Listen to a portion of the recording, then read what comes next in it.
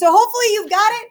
Hopefully at least you have it started. Let's draw it. First thing that we're going to do in any problem like this is to draw a free body diagram, right? Every single darn time. So if you didn't already, you're going to draw your little dot. It's on a ramp, so I'm going to make my axis like this. And then I'm going to put this here because I like to know where my theta is. So there's my theta right there. All right. Forces, what have I got? What's acting on my candy bar? You guys got to help me out. What did you say? Gravity. Gravity. Which way does that pull or push? Down. Straight down towards the center of the earth, right? Straight like this. The force of the earth on the candy bar, Fg. All right, what else you got, friends? Anything else acting on the candy bar? Surface. Surface, which way does the surface pull or push? Up. Up which way? In the perpendicular. In the perpendicular direction. And I don't mean that in a snarky way. I just mean like there are kind of like two ups, right? So I wanted to know which one you were thinking about. So you say in the perpendicular direction, so something like this. So that's the force of the surface on the candy bar. And what would we call that kind of force if it's acting perpendicular to the surface?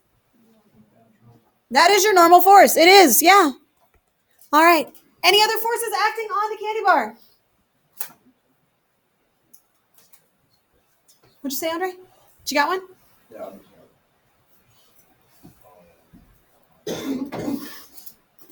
So we could look at the unknowns, right? You know, on those charts they've got the givens and the unknowns. What are our unknowns, friends? We're looking for the normal force, which is what we just got, or just wrote down, and the hey, if there's a frictional force in the question, there's probably a frictional force on the free body diagram. You think? Which way is friction going? What'd you say? To the right. To the right, directly to the right? No. On the parallel. So to the right. So up the ramp. Is that kind of what you mean? Yeah. So up the ramp. So it's going this way. So this is the force of the surface or the force of the ramp on the candy bar, and that is your frictional force. Any other forces acting on that candy bar? Okay. All right. Here we go. So if we got those three forces, then we need to figure out what the force of friction and the normal force are. What's the next step? What do we do next? Got that cute little box. We did this. We know our givens. We could write those down if we had time. We would write down our unknown, but what's the next thing we're going to write down too? F-net equations. All right, here we go. Let's do the perpendicular one. F-net. Perpendicular. What forces are acting perpendicular to the surface?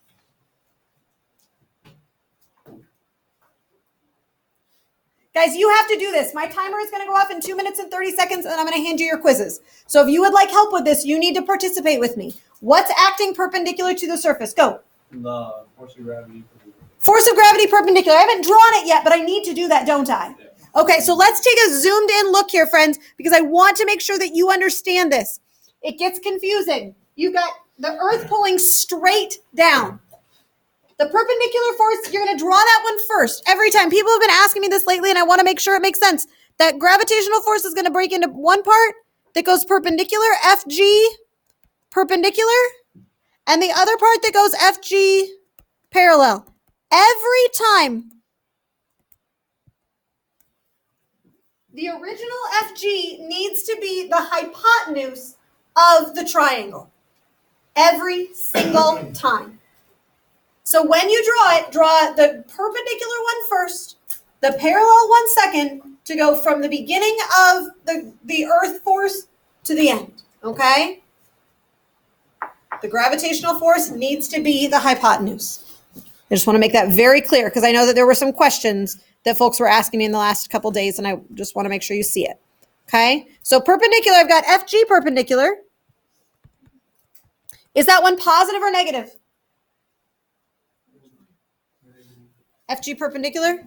I'm going to go with negative. Generally, when we're going this way, we're going to call that negative. All right. Anything else acting perpendicular to the surface? Normal, because normal means perpendicular, doesn't it?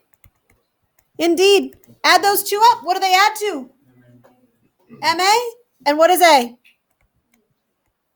It's 0. Hey, let's do the other one. F-net. Oops, I was going to do that in green. Why is it? Go ahead.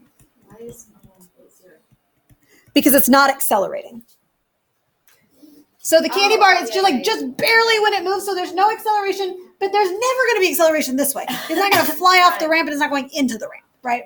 No, it's all good. That's all good. That's why we're here, right? We're getting our brains moving.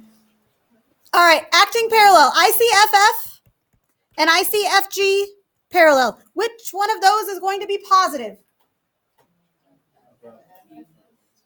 I hear both. Does it matter? No, as long as one's positive, one's negative. You make whichever one you want negative. I don't really care. What are they going to add up to? 0. MA equals 0, right? Okay. To be really clear, this angle is theta, this is theta. So I'm going to say FN equals MG for perpendicular. It's going to be times the cosine of theta. Are you with me there, friends? FG cosine theta. This is FG. I want just the perpendicular part. That's cosine because it's the adjacent side. Okay. FF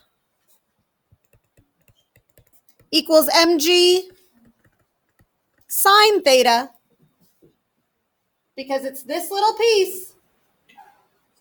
MG opposite, so it's going to be the sine of theta. Okay? I'm going fast because my timer just went off and I want to make sure you have enough time to do things. On the quiz, you'll plug in some numbers. You'll plug in the mass. On your lab, you measure things in grams, but you have to convert them to kilograms in order to get the math to work out. Okay? On the quiz, everything is written in kilograms, so you don't have to do any conversion. So you're okay there. Okay? So you'll plug things in to solve as needed. Okay? I'm going to give you some new assessment seats, but I do want to say one more thing before I do that. Okay? After you finish your check-in, guys, listen for just a moment, please. I posted some more ranking tasks up on Canvas. You can also work on your homework.